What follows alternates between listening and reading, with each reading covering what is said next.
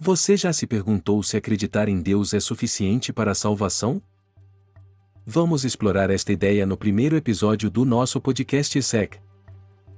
Bem-vindos ao nosso podcast, onde discutimos temas espirituais e de fé à luz da Bíblia. Hoje, vamos discutir se acreditar em Deus é suficiente para alcançar a salvação.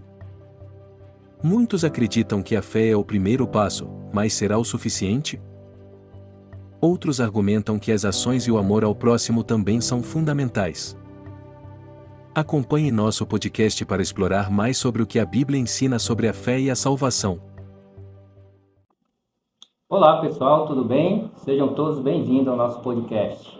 Nesse podcast nós vamos tratar vários assuntos muito importantes para a nossa vida do dia a dia. E hoje nós temos aqui duas pessoas maravilhosas, duas pessoas que me lembram alguns versículos da Bíblia. Primeiro, o pastor Josué, que com ele eu tenho aprendido como servir e como servir aos nossos irmãos, né? E também o pastor Samuel Campos, que me lembra ali Oséias 6:4, né, que fala que meu povo perece por falta de conhecimento, né? Então são pessoas magníficas, extraordinárias, que estão aqui para a gente, conosco, para nós falarmos um pouco do que Deus tem feito em nossas vidas. Pastor Samuel, se o senhor quiser se introduzir, se apresentar, fique à vontade. Tá bom, obrigado, irmão Cláudio, prazer estar aqui participando desse podcast, juntamente com o pastor Josué, é um privilégio estar aqui para a gente conversar acerca das coisas de Deus. É maravilhoso conversar, né, sobre Deus, sobre a sua palavra, então nós estamos aqui felizes para participar. Na verdade, eu que agradeço a sua presença. Se o senhor quiser se apresentar, pastor Josué, veterano de guerra. Josué Rego Ferreira, é uma alegria para mim também, né? Um privilégio estar aqui com vocês e também poder ter essa oportunidade de aprender um pouco mais, né? Com vocês, com o pastor Samuel também. Muito bom. Que bom. Bom, hoje a gente tem, o título do nosso podcast é Crer em Deus. É o suficiente para ser salvo?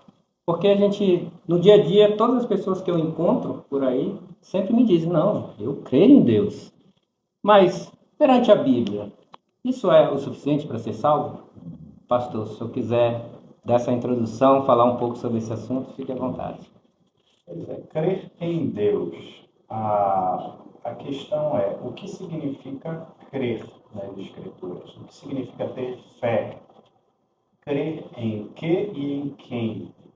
Então, um texto que me veio à mente, até com ele aberto aqui, está em Romanos 10, versículo 9, que diz: se com a tua boca confessares Jesus como Senhor, e em teu coração creres que Deus o ressuscitou dentre os mortos, serás salvo. Então, crer em Deus, na verdade, para ser salvo, as Escrituras dizem que é necessário confessar e crer em Jesus, no Jesus das Escrituras, Jesus como Senhor. É necessário crer que Deus o ressuscitou dentre os mortos, ou seja, não é um Jesus imaginário, um Jesus criado pelas pessoas. Não é um Jesus que é considerado por muitos como um grande líder religioso, comparável a qualquer outro homem que existiu na história. Mas é o Jesus histórico, de acordo com as Escrituras, que veio, Deus encarnado como homem, morreu, ressuscitou e agora está à direita de Deus. Então ele é um personagem histórico, ele veio a este mundo, hoje não tem como negar, há fatos materiais não só bíblicos, mas extra-bíblicos que confirmam a existência, né, de Jesus, passou pela terra o homem Jesus, mas não é esse Jesus histórico, como muitos chamam. É o Jesus das Escrituras, o Deus encarnado que está vivo. Ele morreu na cruz, mas a história não acabou ali. Ele ressuscitou. Então, é crer no Deus das Escrituras, crer em Jesus, no Jesus conforme as Escrituras. E a outra questão, crer tem um objeto, crer em Jesus. Às vezes a gente vê pessoas na rua com inscrições na sua camisa, ou no carro, ou na sua casa, dizendo fé. O importante é ter fé. E, na verdade, pelas Escrituras, a fé que salva, que restabelece o relacionamento do ser humano com Deus, é uma fé em Jesus, Jesus das Escrituras. É crer no Deus das Escrituras. Então, essa é a fé salvífica. Não é fé no sentido apenas de ter uma confiança em si, que é uma fé humanista, antropocêntrica, mas é uma fé numa pessoa real, viva, que é Jesus. E essa é a fé verdadeira, essa é a fé que salva, essa é a crença que a Bíblia retrata como salvífica. Que legal. O senhor tem algum comentário, pastor Josué? É interessante isso, né? Porque nós sabemos que existem pessoas fervorosas, né? Que demonstram uma fé muito sincera e até operosa no sentido de obras. Infelizmente, a fé dessas pessoas é uma fé vã pelo fato de que o objeto da fé delas não é o Jesus que a Bíblia nos apresenta, o Filho de Deus. Então, é importante a gente observar. Eu não duvido, e a gente tem evidências de pessoas muito fervorosas, muito devotas, né, no sentido da prática religiosa, mas, infelizmente, elas têm uma fé sincera, porém uma fé vã, uma fé errada, porque o objeto da fé dessas pessoas não é Jesus Cristo, o Filho de Deus. E o que as Sagradas Escrituras nos apresentam é que Jesus Cristo é o Filho de Deus e que fora dele não há salvação. Então, o pastor Samuel, muito bem, né, colocado por ele, é preciso que a nossa fé ela seja no Filho de Deus.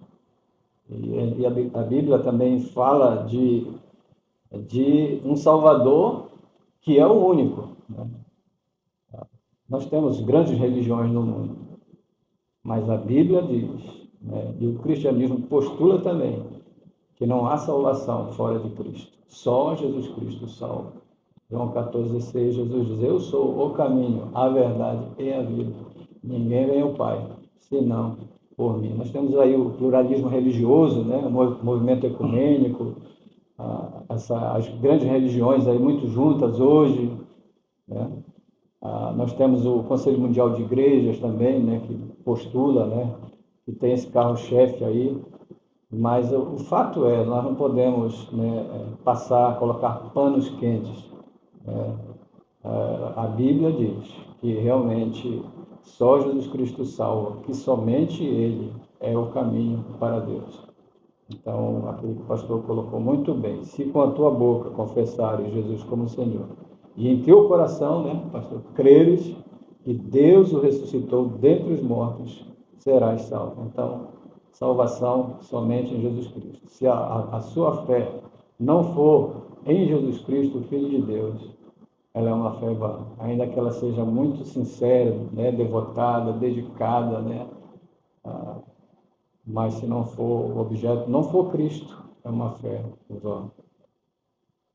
Realmente é engraçado a gente ver, né, no dia a dia várias pessoas falando muito sobre essa questão do crer. Eu, particularmente, não conheço nenhuma pessoa que diga assim, realmente eu não creio em nada, né? Então, ter a fé em Cristo é realmente o caminho. Tem alguns termos que a gente ouve bastante, né, quando a gente começa a andar nesse meio cristão, evangélico, que se chama de crentez, né? Mas se usa muito o termo aceitar Jesus. Você já aceitou Jesus? Mas o que isso realmente significa perante a Bíblia, pastor? Na verdade, a gente não tem dessa forma nas Escrituras. Nós temos outras nomenclaturas, porque, na verdade, Deus é que nos aceita primeiro. Deus é que teve misericórdia de nós. Texto de Romanos, capítulo 5, versículo 8, ele vai dizer que Deus prova o seu próprio amor para conosco pelo fato de ter Cristo morrido por nós, sendo nós ainda pecadores. Então, na verdade, Deus tomou a iniciativa, tem um texto também clássico, bastante conhecido, não só de cristãos, até não cristãos conhecem, João 3,16. Deus amou o mundo de tal maneira que entregou o seu Filho unigênito, Jesus, seu único Filho, para que todo aquele que nele crê, creia nesse Jesus, não pereça, mas tenha a vida eterna.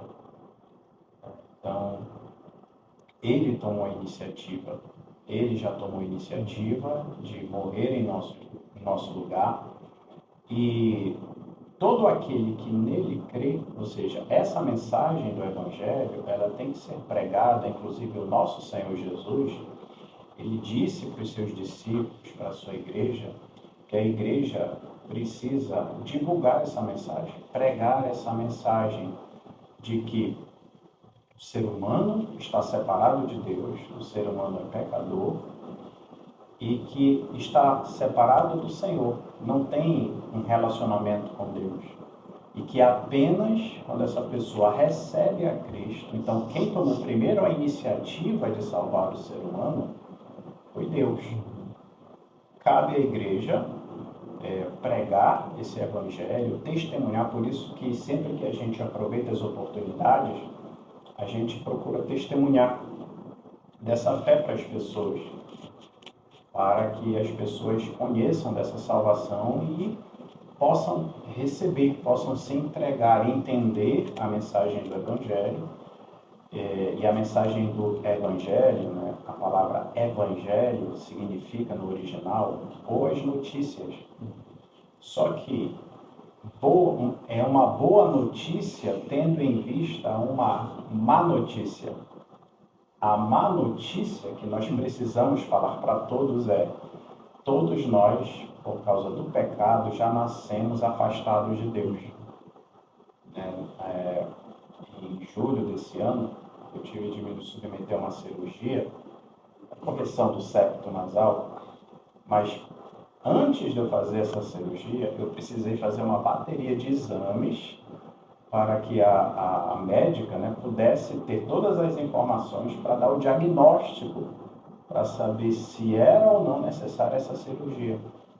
Então, a nossa mensagem é apresentar o diagnóstico para as pessoas, dizendo: olha, todos nós estamos separados de Deus, todos nós, né, estamos afastados de Deus segundo as Escrituras, podendo ser, como o pastor Josué falou, pessoa muito boa, que procura ser um bom pai, mãe de família, um excelente profissional, um excelente empreendedor. Então, não duvido da sinceridade da pessoa querer ser uma boa pessoa, um bom cidadão. Mas as Escrituras dizem que as nossas melhores obras, elas não passam aos olhos de Deus de trapo de imundície, estão contaminadas com o pecado.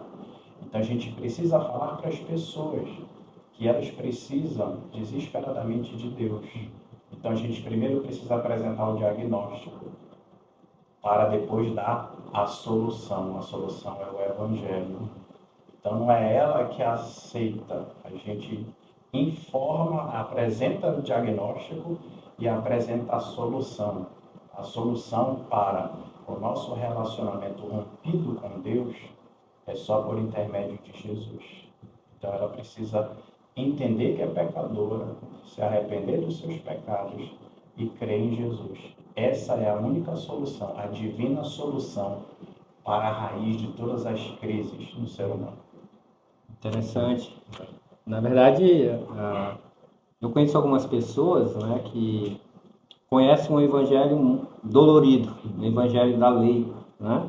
E conheço outras pessoas que dizem assim: não, eu sou uma pessoa muito boa, eu creio em Deus, eu faço doações, eu trabalho, eu ajudo pessoas, mas da forma que o senhor colocou, isso não leva à salvação, isso não tem nada a ver com a salvação, né? Pensando dessa forma, quais seriam os pilares para a pessoa entender que ela é salva através de Cristo e a vida dela tem um caminho, uma sequência? Quais seriam esses pilares para você dizer: não, agora eu sou um cristão, eu creio em Deus e realmente eu tenho a salvação? Klaus, eu gosto de utilizar um seguinte exemplo. uma ilustração. Imagine que aqui nós tivéssemos um pudim. Gosto muito de pudim, minha esposa faz um pudim maravilhoso. Mas imagine que aqui tivesse um pudim e eu dissesse, olha, quando terminar essa nossa conversa, eu vou dar uma fatia para cada um e a gente vai se deliciar com esse pudim e tal, que a minha esposa fez. Mas perto do final, eu não passo bem, começo a suar frio e, infelizmente, eu começo a vomitar aqui diante de vocês. Imaginem a cena. Então, vocês ficam preocupados, obviamente, né? A gravação está separada e tudo. Mas imagine aquele fedor, né? Aquele ambiente fétido. Mas depois disso, eu me restabeleço e digo, eu prometi para vocês dar uma fatia de pudim. Todo sujo, imagina. E eu pego um prato, tome, Klaus, pegue aqui um pudim que eu prometi para você. Isso tem a ver com o que a gente falou agora há pouco. Aos olhos de Deus, nós já nascemos sujos com o vômito do pecado. Então, qualquer coisa boa que eu coloquei nesse exemplo como pudim, que a gente queira oferecer para Deus, está sujo com o vômito do pecado na perspectiva de Deus.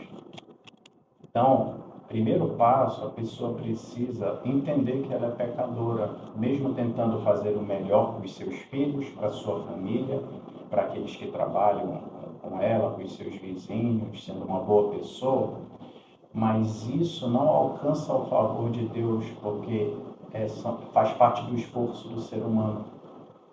Então, primeiro a pessoa precisa entender que ela é pecadora, que ela precisa da graça de Deus e crer em Cristo, como nós falamos agora há pouco.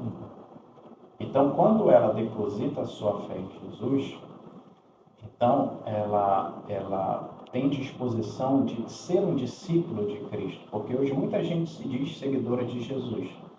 Eu sou cristão. Então, como saber se eu sou cristão? O que significa ser um seguidor de Jesus? Aí a gente precisa escutar o próprio Jesus. Jesus vai dizer, lá em Lucas, capítulo 9, a partir do versículo 23, Jesus dizendo, se alguém quer vir após mim, ou seja, se alguém quer ser meu discípulo, a si mesmo se negue, dia a dia tome a sua cruz e siga-me. Pois quem quiser salvar a sua vida, perdê-la-á. Quem perder a vida por minha causa, esse a salvará. Que aproveita o homem ganhar o mundo inteiro se vier a perder-se ou causar dano a si mesmo? Porque qualquer que de mim e das minhas palavras se envergonhar, dele se envergonhará o Filho do Homem, quando vier na sua glória e na do Pai e dos santos. A ideia aqui é, se alguém quer ser o discípulo de Cristo, então tem que seguir os termos de Jesus. As pessoas confundem muito ser cristão com ser membro de uma igreja, ter uma religião. Isso é algo que vem depois. O mais importante é ela estar disposta a ser um seguidor de Cristo, uma seguidora de Jesus, nos termos de Jesus. Então, a pessoa primeiro precisa reconhecer que é pecador. Isso é a mensagem do Evangelho. Ela nos constrange, ela nos mostra o diagnóstico. E a pessoa precisa crer em Jesus, depositar sua fé unicamente no Jesus das Escrituras.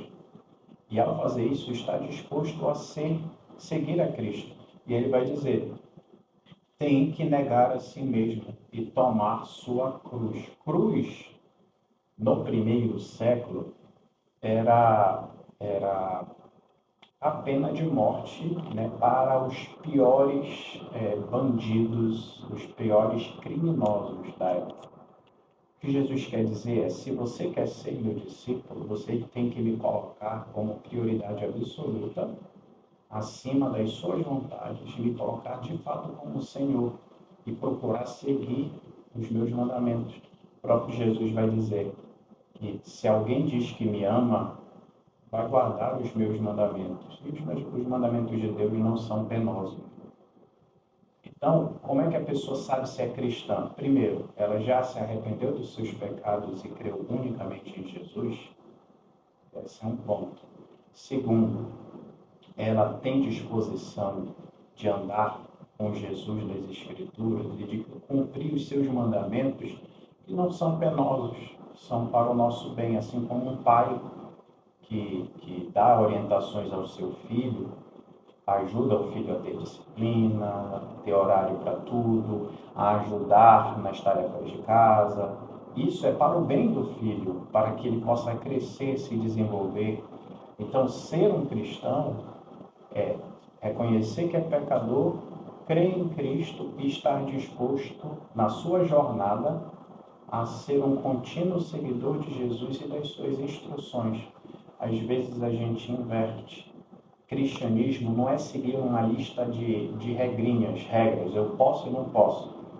Aqui no Brasil, às vezes, o cristão é conhecido como aquele que não bebe, que não fuma e que não vai para a festa. E isso é uma religião farisaica. É porque a gente não vai na raiz do problema. Eu faço algo ou deixo de fazer algo para Deus, não é para agradar pastor, não é para agradar a igreja, não é para agradar a religião, não. Eu faço ou não faço algo porque eu estou disposto a seguir a Jesus e eu sei que as suas regras trazem sentido para a minha vida, conforto, e eu sinto prazer em seguir aquele que quis me salvar.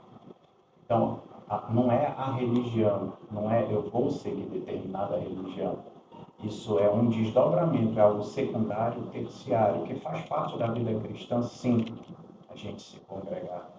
Mas a gente perde muitas vezes o foco de que ser um discípulo de Cristo, ser cristão, é seguir o Jesus das Escrituras e cumprir as suas ordenanças, né, como consequência de um coração transformado. Eu não vou para uma comunidade de fé, eu não vou ler a Bíblia e orar para ser salvo. Não, eu reconheço que eu já fui salvo, já me arrependi dos meus pecados e criei em Cristo, e como consequência eu quero andar com Cristo no meu dia a dia. Então, por causa disso, é natural que eu queira fazer a vontade de Deus, como congregar com meus irmãos, como ler as Escrituras, como orar continuamente, como ter comunhão com outras pessoas que têm a mesma fé que eu.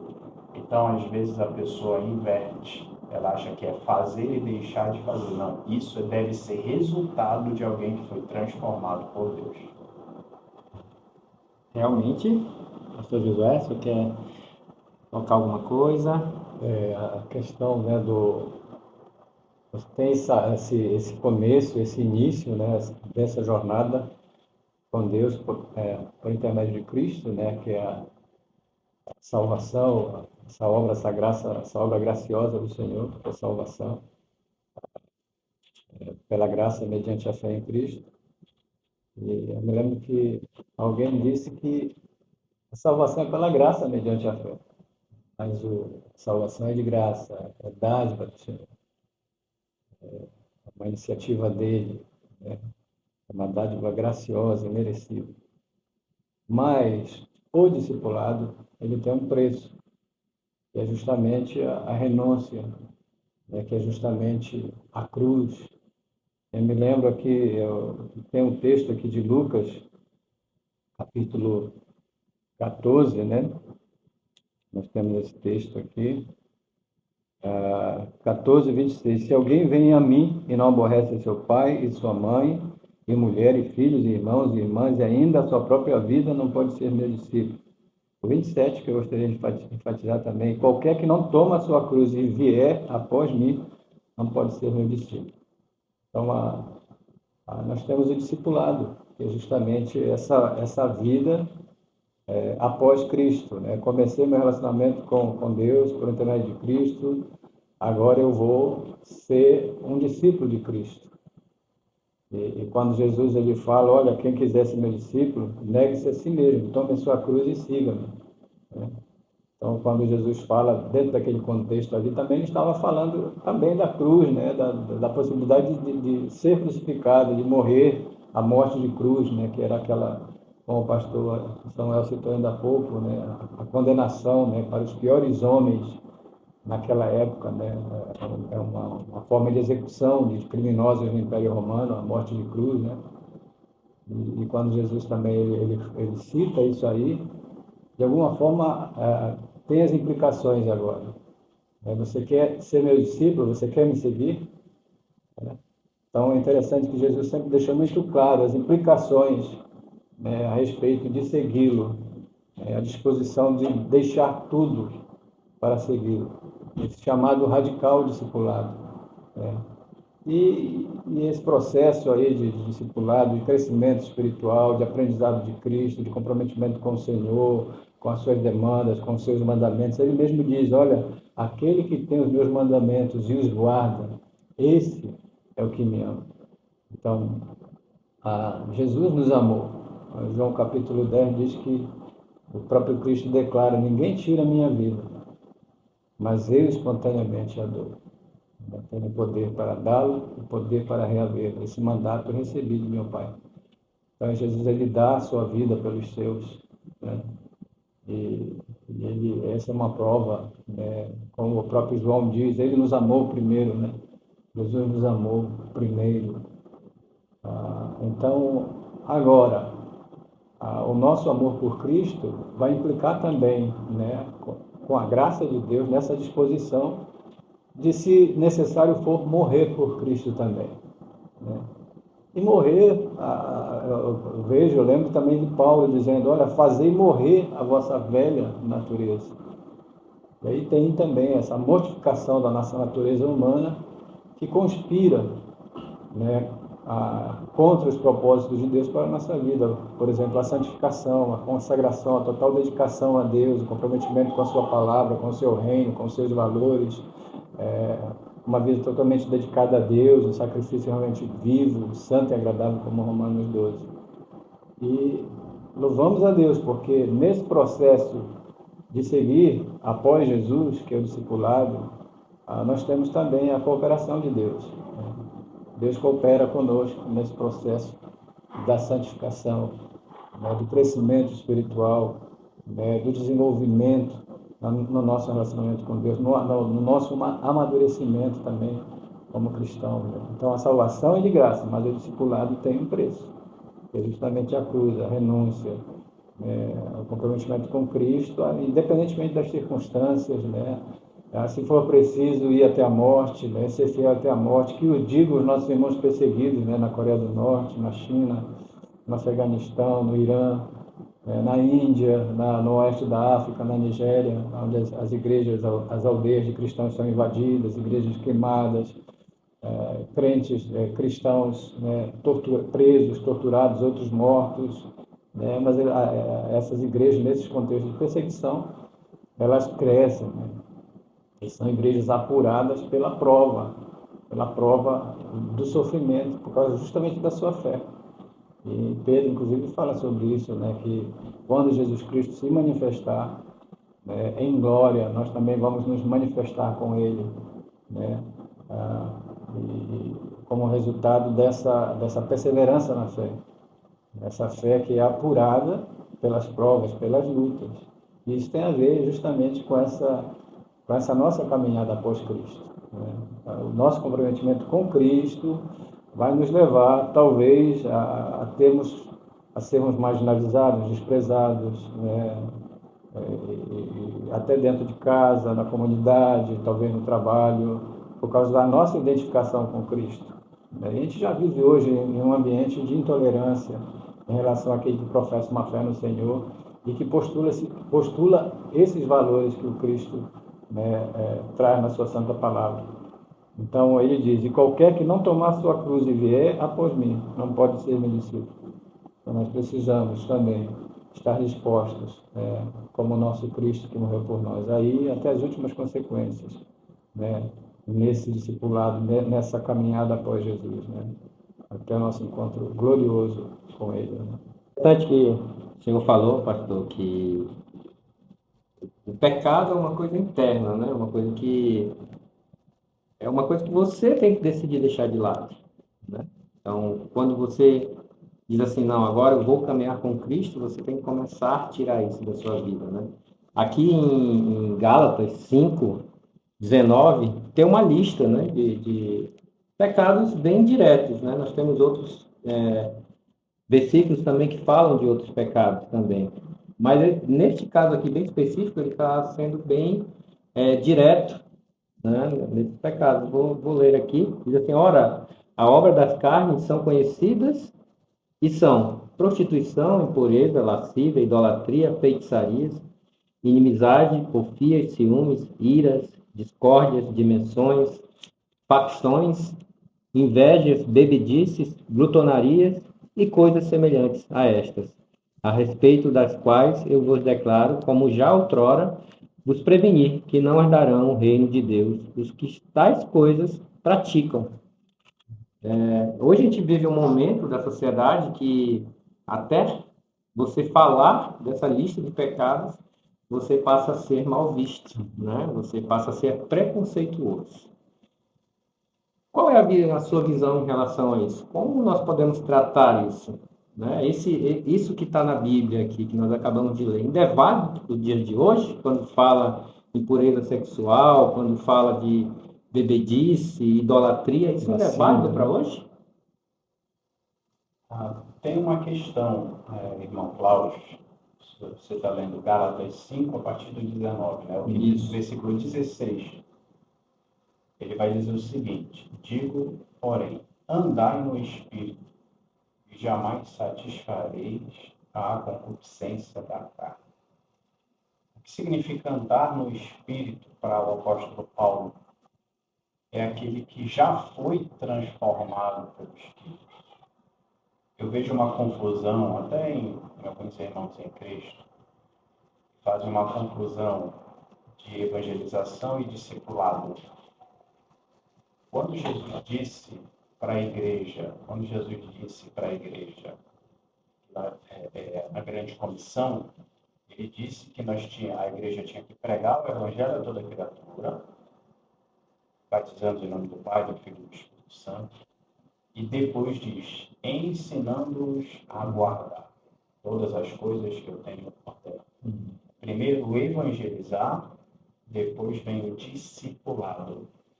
Eu vejo muitos invertendo, pessoas que ainda não foram evangelizadas, você dá essa lista de pecados. Essa pessoa não entende o evangelho primeiro. Quando Jesus foi conversar com a mulher samaritana, que tinha vários problemas nessa área na área sexual, ela precisava primeiro ser evangelizada. Jesus não disse, olha, você é uma mulher que é indecente. Não, está lá em João 4. Jesus tratou ela com gentileza, com humanidade, teve um diálogo com ela, e depois de estabelecer esse diálogo e falar quem ele era, que era o Cristo, e ela reconheceu, eu sei que tu és o profeta que havia de vir, depois de Jesus estabelecer o próprio evangelho estava diante dela, aí sim, como consequência, diz, vá lá buscar o seu marido, aí começou o discipulado. Esse texto fala, de fato, a vontade de Deus, né, as obras da carne, daquele que ainda não foi alcançado pela graça de Deus, isso é normal. Tem um outro texto, vou deixar marcado aqui em Gálatas, que é Romanos 8, versículo 8, que Paulo vai dizer, os que estão na carne não podem agradar a Deus. O que significa, na linguagem bíblica, estar na carne? Aquele que ainda não se arrependeu dos seus pecados e creu em Cristo, ele vive para agradar a si mesmo. Ele vive para agradar a si mesmo. Então, ele não pode fazer a vontade de Deus. Então, mesmo que a Bíblia diga que a Bíblia vai falar justamente sobre isso, isso é uma lista de pecados, e a gente precisa dizer, realmente isso é pecado, mas a gente precisa. Primeiro, você precisa se arrepender dos seus pecados e crer em Cristo. Quando a pessoa tomar a decisão, inclusive o texto anterior que o pastor Josué mencionou em Lucas, Jesus usa duas metáforas para aqueles que querem segui-lo. Ele diz: quem quer me seguir é semelhante a alguém que vai construir uma torre. Ele primeiro precisa avaliar os custos para saber se ele vai conseguir estabelecer a fundação e concluir aquela obra. E é semelhante a alguém, a um rei, que vai para uma guerra com um rei mais forte do que ele. Ele primeiro precisa saber se tem condições de entrar na guerra e vencer. Da mesma forma, a pessoa, para ser cristã, a gente precisa dizer para ela avaliar os custos. O que significa ser discípulo de Jesus? O que isso implica? É se arrepender dos seus pecados e querer andar com Cristo diariamente. E se essa pessoa for alcançada pela graça de Deus, a Bíblia vai dizer que o Espírito Santo, o próprio Deus, vai habitar nela e vai ajudá-la a trilhar e a caminhar nessa nova vida. Então ela vai descobrir, como o texto que você acabou de falar em Gálatas, que a prostituição, a impureza, a lascívia, e vai falar uma série de pecados que isso não agrada a Deus. Então, como ela já tem consciência de que ela quer andar com Deus, aí sim ela vai dizer: então, Senhor, me ajuda. Aí esse é o processo, o pastor Josué falou, de santificação, que dura durante toda a nossa jornada. Então, o que eu vejo, muitos invertendo, pessoas que ainda não foram evangelizadas, alguns pessoas, cristãos até bem intencionados, dizendo: olha, tu não pode beber, olha, você não deve viver uma vida devassa, olha, você não deve mentir. Apesar disso ser verdade, né, e a lei de Deus, ela mostra que nós somos pecadores, mas às vezes a gente quer que a pessoa se conserte, sendo que ela não tem condições ainda, porque não tem o poder de Deus, porque ela ainda não entendeu que é pecadora, não se arrependeu dos seus pecados e ainda não tem o Espírito Santo na sua vida. Então a gente precisa seguir o que Jesus nos ensinou: evangelizar e depois discipular, dizer o que agrada ou não a Deus, e dizer: avalie os custos. Se a pessoa disser: eu não quero ser cristão, eu não quero pagar o preço, tudo bem. Ninguém é obrigado a seguir a Jesus. Nós não queremos que ninguém seja obrigado a seguir Jesus. O próprio Jesus, está lá em João capítulo 6, ele multiplicou pães e peixes e uma multidão passou a segui-lo.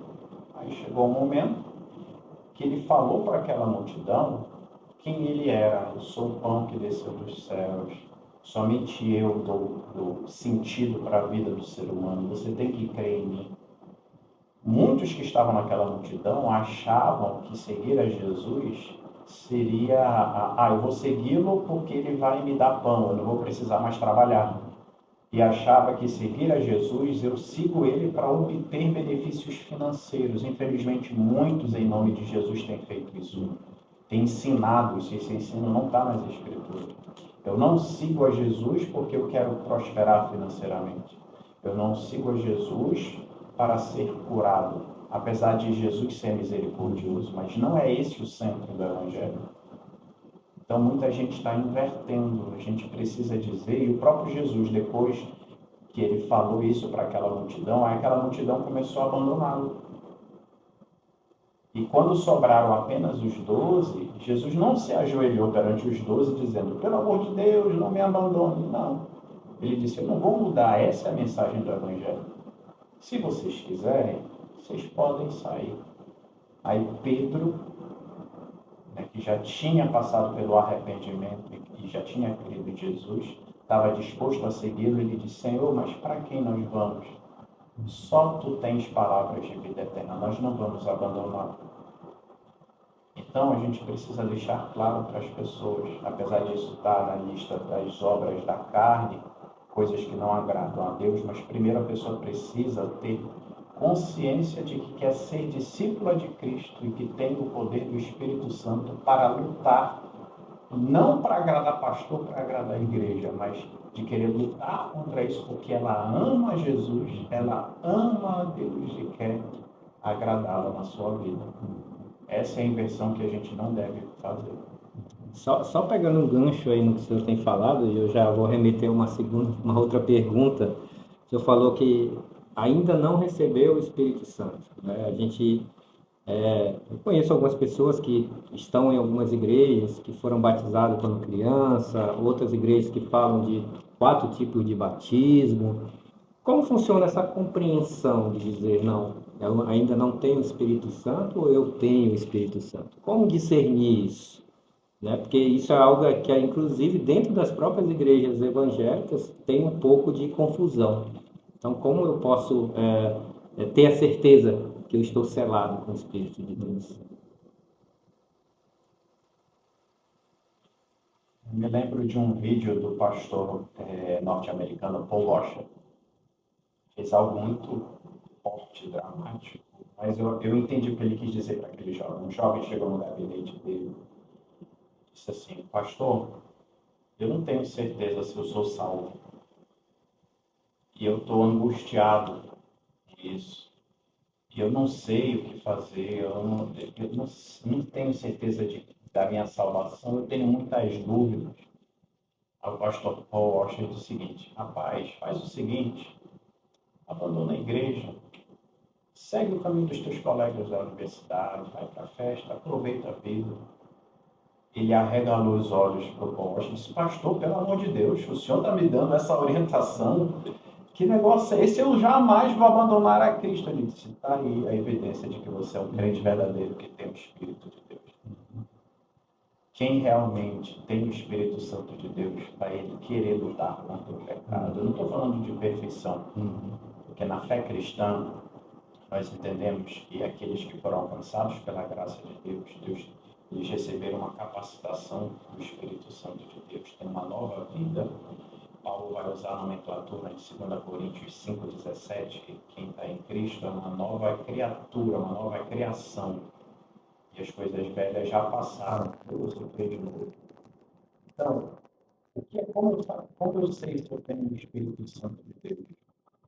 Você ama a Deus, você quer fazer a sua vontade, você quer, não para agradar homens, mas porque você está andando com Deus, você quer lutar contra a sua natureza pecaminosa. Tem um texto aqui de Romanos, capítulo 6,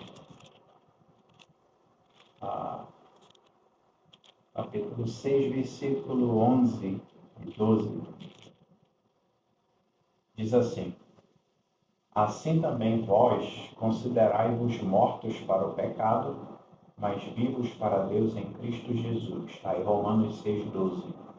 Não reine, portanto, o pecado em vosso corpo mortal, de maneira que obedeçais às suas paixões, nem ofereçais cada um os membros do seu corpo ao pecado como instrumentos de iniquidade, mas oferecei-vos a Deus como ressurretos dentre os mortos, e os vossos membros a Deus como instrumentos de justiça, porque o pecado, 14, não terá domínio sobre vós, pois não estáis debaixo da lei, e sim da graça. Como é que uma pessoa sabe que foi transformada por Deus? Ela deseja as coisas de Deus. E ela recebe uma capacitação de Deus de não deixar mais o pecado reinar. A gente peca, sim. Eu sou pastor, mas eu sempre digo, não só para os meus alunos, mas também na igreja, eu também sou crente. Como crente, eu peco e preciso pedir perdão pelos meus pecados. Eu, como crente, tenho que ler a Bíblia todo dia, assim como a gente se alimenta todo dia para nutrir o nosso corpo, a gente precisa nutrir o nosso organismo. Eu preciso orar. Às vezes eu me desentendo com algumas pessoas, com algum irmão, eu preciso pedir perdão, a gente precisa se reconciliar. Nós somos crentes, às vezes a gente usa esse tipo: sou pastor, eu estou acima. Não, o pastor é uma ovelha, é um crente que recebeu de Deus um dom e o privilégio de servir outros crentes. E tudo que eu prego primeiro para mim. Então, como saber se alguém tem uma natureza transformada? Ela deseja fazer as coisas de Deus. Então, Romanos 6 fala sobre isso. E Romanos 8 também fala daqueles que se inclinam para as coisas do Espírito. Ele vai dizer, o texto que eu li, né, Romanos 8:8, eu vou reler e ler o 9. Portanto, os que estão na carne não podem agradar a Deus. Vós, porém, não estáis na carne, mas no Espírito, se de fato o Espírito de Deus habita em vós. E se alguém não tem o Espírito de Cristo, esse não é dele. Ou seja, quem tem o Espírito Santo de Deus, ele deseja fazer as coisas de Deus. Ele peca e lamenta e voluntariamente, por amor a Deus, ele deseja agradar a Deus, se reconciliar com o Senhor. Então, a marca de um verdadeiro cristão é aquele que está sempre de joelhos diante de Deus.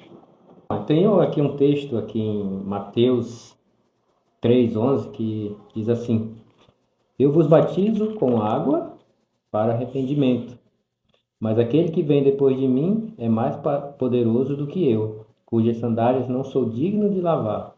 Ele vos batizará com o Espírito e com fogo. O que o senhor pode falar sobre esse texto? Eu conheço, eu fui, na verdade, convidado uma vez no batismo, e era o batismo de uma criança. E no final do batismo ali, a pessoa que estava fazendo o batismo foi muito enfático, dizendo assim, olha, só existe esse batismo e se alguém me falar que existe um outro batismo, não deixa esse assunto para lá, porque esse é o verdadeiro batismo. Então, baseado no que a gente está lendo aqui, do que a gente conhece de Jesus, Jesus se batizou já adulto. E por que existe essa distinção entre batismo criança, batismo adulto? Como é que a gente pode ver isso à luz da Bíblia? Qual que é o verdadeiro batismo? Baseado no texto que a gente está lendo aqui, o batismo com água, batismo com o Espírito. Como nós podemos ver essa questão? Bem, nesse texto aqui que você leu, Mateus capítulo 3, se a gente olhar o contexto deste versículo 1, a partir do versículo 2, na pregação de João Batista, ele vai dizer, arrependei-vos, porque está próximo o reino dos céus. Aquela questão do arrependimento, chamando as pessoas a reconhecerem que são pecadores e crerem no Cristo que ele estava anunciando. João Batista, ele era primo de Jesus e ele anunciou a vinda de Jesus como o Messias. E aqui ele tinha o costume de batizar nas águas, e esse batismo nas águas, para o cristianismo, ele é um ritual, não é salvífico, não há uma mística, nem uma mágica nas águas do batismo. Nós entendemos que o batismo é para quem crê, quem entendeu que é pecador, se arrependeu dos seus pecados e creu em Jesus. Então, nesse contexto, ele vai falar desse batismo, só que muitos fariseus, a partir do versículo 6, foram até João e ele vai utilizar uma palavra bem forte, chamando eles de raça de víboras, quem vos induziu a fugir da ira vindoura, ou seja, muitos estavam entendendo que eram participar desse rito apenas para se livrar da ira, sem entender o que significava o batismo nas águas. Por isso que ele vai dizer, aí o texto que você leu, versículo 11, eu vos batizo com água para arrependimento, ou seja, nós entendemos que o batismo cristão é para quem crê.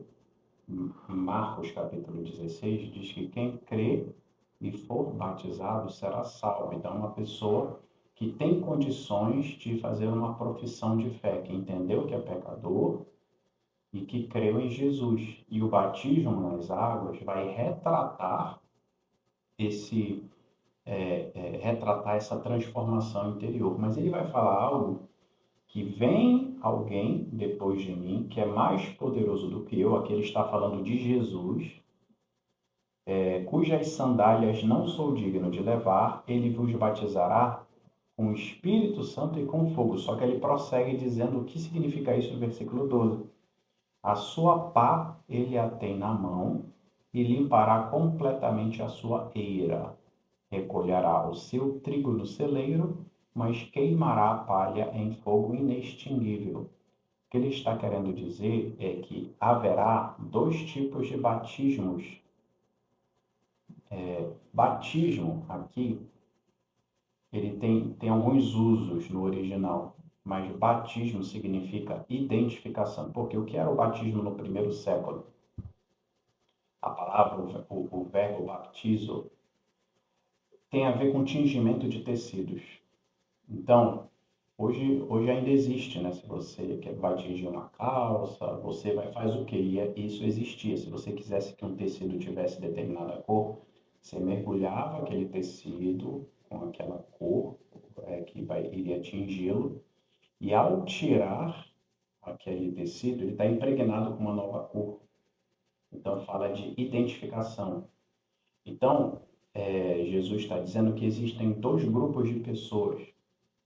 Existem aqueles que são batizados no Espírito, ou seja, são identificados com o Espírito Santo, que a gente falou agora há pouco, aqueles que foram transformados por Deus, que creram verdadeiramente em Jesus e têm uma nova natureza pelo Espírito Santo, e o faz a querer agradar a Deus, são batizados com o Espírito Santo. Quem rejeita essa mensagem, aí ele fala do batismo com fogo.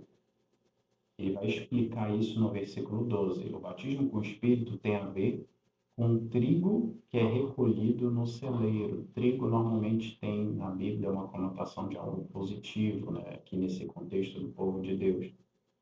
Mas o que é o batismo com fogo? Tem relação no versículo 12 com aqueles que serão queimados, são a palha em fogo inextinguível, que fala do juízo. Então, só vai ser salvo quem creu em Jesus, quem foi batizado com o Espírito, identificado com o Espírito Santo e tem uma nova natureza. Então, isso me faz lembrar da grande comissão de Jesus, tá? Em Mateus 28, ele fala, ide, portanto, Mateus 28, 19. Ide, portanto, fazei discípulos de todas as nações, batizando-os em nome do Pai, do Filho e do Espírito Santo, ensinando-os a guardar todas as coisas que eu vos tenho ordenado, e eis que estou convosco todos os dias até a consumação do século. Então, o batismo nas águas, ele é uma representação daquele que já foi batizado no Espírito, que tem uma nova natureza. Então, o batismo nas águas não salva, ele é para quem é salvo. Ele é apenas uma oportunidade didática, pedagógica, para ele testemunhar a sua fé. Então, ele já se arrependeu dos seus pecados, ele já creu em Jesus, e está disposto a seguir a Cristo. Então, e ele tem o Espírito Santo de Deus verdadeiramente, então ele já foi identificado com o Espírito Santo, já tem uma nova natureza.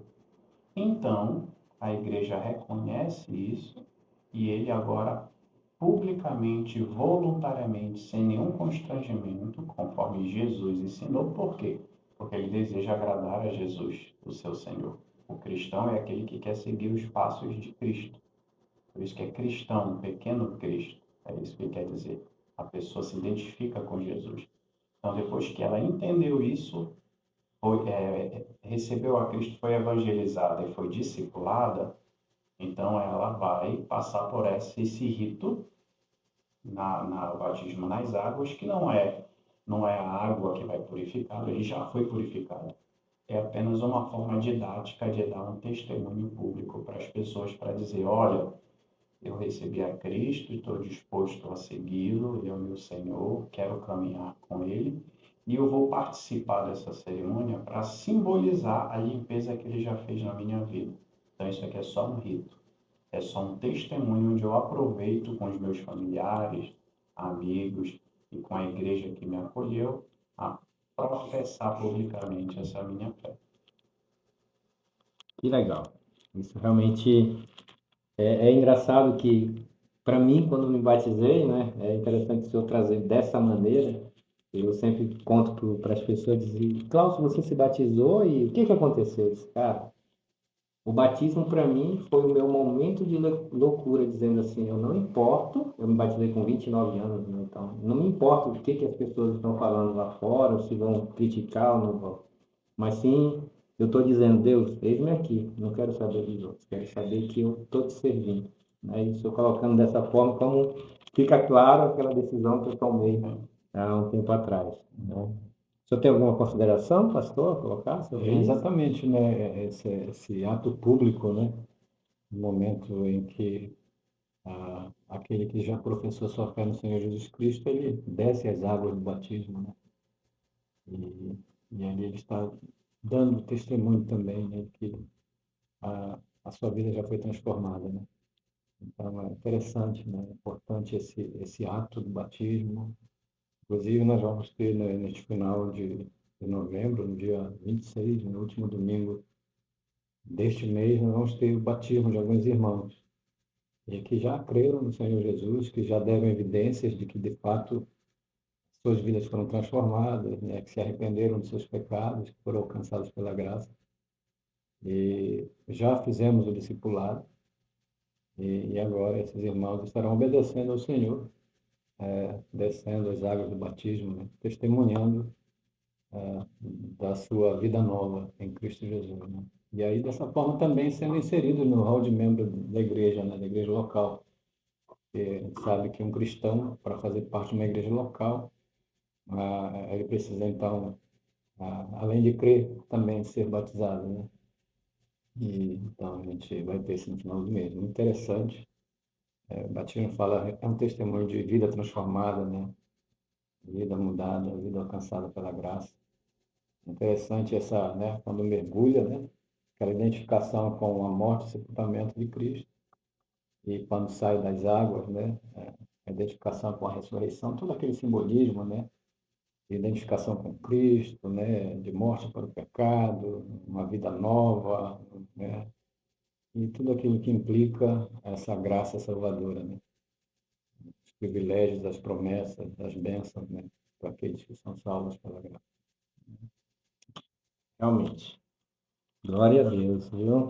Realmente, a gente já está aqui conversando já há um tempinho, acho que já deu aí em torno de 1 hora de tempo. E por mim, a gente iria passar a noite aqui. Como é gostoso estarmos aprendendo um pouco mais da palavra de Deus, aprendendo o que Deus tem para cada um de nós. Mas nós temos que terminar, né? E eu queria pedir para o pastor Josué, que o senhor fizesse suas considerações finais, qual o conselho que você tem para as pessoas que estão ouvindo esse podcast. Fique à vontade. Eu, assim, quero agradecer, né, pela oportunidade, uma imensa satisfação de estar aqui com os irmãos, né, podendo participar, aprender um pouco mais da palavra. E dizer para você também que está, né, assistindo, esse é o primeiro de muitos. Então, espero que você também possa estar com a gente na próxima oportunidade. Legal. Pastor Samuel, o que eu tenho a deixar suas considerações finais para quem está nos ouvindo, nos assistindo? Também agradeço também pelo privilégio, pela oportunidade, né, de participar desse primeiro, né, episódio, primeiro podcast. É um privilégio estar aqui conversando das coisas de Deus e você está nos acompanhando, que Deus abençoe sua vida, que você tenha entendido o que realmente é o Evangelho. O Evangelho são as boas novas que começam com as más notícias. Todos já nasceram pecadores, precisam se arrepender dos seus pecados e crer no Jesus das Escrituras. E se você reconhecer que é pecador e crer que Jesus é o único que pode resolver o seu problema de separação com Deus, então você vai ser salvo. Que você avalie, leia a Bíblia, leia as Escrituras, procure uma igreja saudável para você crescer, para você ser discipulado e você entender o que de fato é o cristianismo. Vivemos dias difíceis, onde muitos que se declaram cristãos ou igrejas que se declaram evangélicas, que significam igrejas que seguem o evangelho, não seguem o evangelho das Escrituras, com tristeza que eu falo isso, mas existem boas igrejas. Leia a sua Bíblia e Deus vai te conduzir, vai te direcionar, que você se arrependa dos seus pecados, creia em Jesus e tenha disposição de seguir a esse Cristo tão maravilhoso. Bem, poxa vida, estou até emocionado nesse final, viu? Quero agradecer imensamente a presença, tá? tá? Agradecer o tempo disponibilizado por vocês, né? Que Deus possa, cada dia mais, esse homem que eu ando aqui, acompanho no dia a dia, que bênção estar com o Senhor. E, pastor Samuel, muito obrigado por senhor vir e aceitar esse desafio de estar aqui com a gente. E você que está nos assistindo aí, nos ouvindo, né? Hoje nós iniciamos o nosso bate-papo aqui com a pergunta: crer em Deus é suficiente para ser salvo? Agora que você já ouviu todo esse ensinamento dos pastores, e agora é com você. Não deixe de nos acompanhar, nos siga nas redes sociais, e estaremos aí logo, logo com um novo capítulo. Um grande abraço, até mais.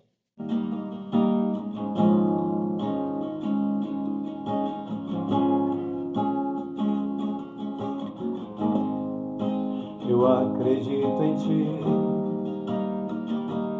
pelo teu amor, em fazer o mar para mim, em ver que o universo, sem o teu mandar, pode então louvar-te. E ao ver os lindos corais sob o belo mar, acredito em ti. E ao ver que uma criança está a sorrir, acredito em ti. Eu acredito em ti, pelo teu amor, em fazer chover. E ao ver o sol nascer e as aves a cantar, acredito em ti. E ao ver os lindos corais sob o belo mar, acredito em ti. E ao ver que uma criança está a sorrir, acredito em ti. Darei o meu louvor então, pois deste céu azul pra mim. E quando vejo a flor se abrir, acredito em ti. Acredito em ti.